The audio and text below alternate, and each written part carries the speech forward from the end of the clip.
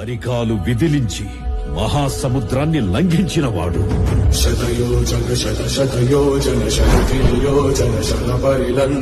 రాక్షస సైన్యాన్ని మట్టుబెట్టి రావణుడి సింహాసనాన్ని కంపించినవాడు.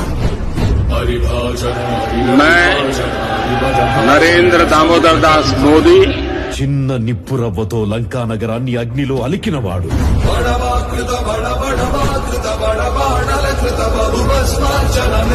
త్రేతాయుగంలో రాముడి నీడయ్యాడు.